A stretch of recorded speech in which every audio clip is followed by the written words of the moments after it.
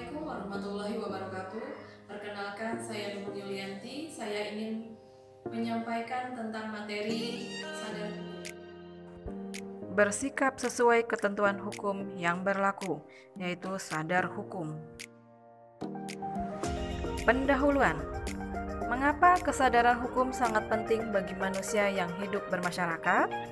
Karena sadar hukum merupakan wujud sikap dari anggota masyarakat dalam mematuhi hukum atau ketentuan-ketentuan hukum yang berlaku. Sadar hukum di lingkungan keluarga. Setiap anggota keluarga harus dapat mengembangkan kesadaran diri dengan membiasakan berperilaku seperti di bawah ini. Pertama, selalu menjaga nama baik keluarga. Kedua, menaati aturan keluarga yang berlaku. Ketiga, menggunakan fasilitas keluarga secara baik. 4. Mendengarkan nasihat dari orang tua.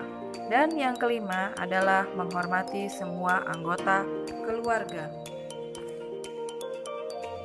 Sadar hukum yang selanjutnya yaitu sadar hukum di lingkungan sekolah.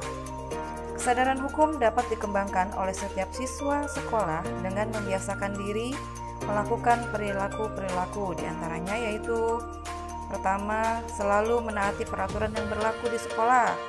Kemudian, disiplin dalam belajar. Harus selalu mengikuti upacara bendera seminggu sekali. Menyeberang jalan pada tempatnya. Tidak membuat resah di dalam masyarakat. Selanjutnya tentang sadar hukum di lingkungan masyarakat. Perilaku-perilaku yang mencerminkan sikap sadar hukum antara lain yaitu: pertama, menjaga nama baik lingkungan masyarakat, kemudian menghormati sesama warga masyarakat, taat dan patuh terhadap aturan-aturan masyarakat, yang keempat, tidak bertindak di luar norma, dan yang kelima, selalu memelihara ketertiban, keamanan, dan ketentraman. Kita memasuki sadar hukum di lingkungan negara, yaitu di sini meliputi: pertama, menjaga nama baik bangsa dan negara, taat dan patuh dalam menjalankan aturan-aturan yang dikeluarkan oleh negara, membayar pajak, dan saling hormat antar sesama warga. Selanjutnya yaitu usaha pemerintah untuk meningkatkan kesadaran hukum.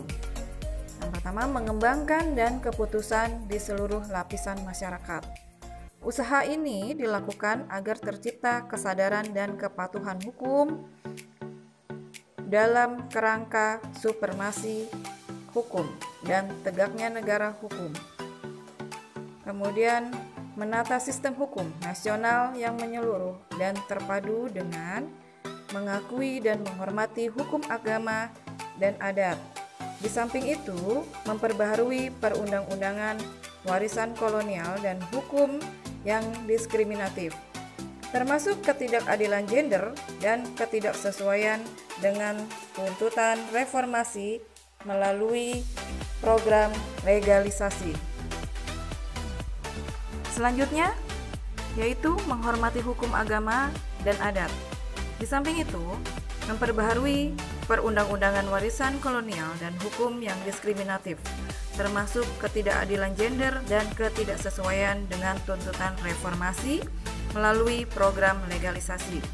Kemudian menegakkan hukum dengan tuntunan lebih menjamin kepastian hukum, keadilan dan kebenaran, ada supremasi hukum, serta menghargai hak asasi manusia. Pemaparan tentang materi sadar hukum yang saya sampaikan. Semoga bermanfaat buat kalian semua. Tetap semangat, tetap jaga kesehatan.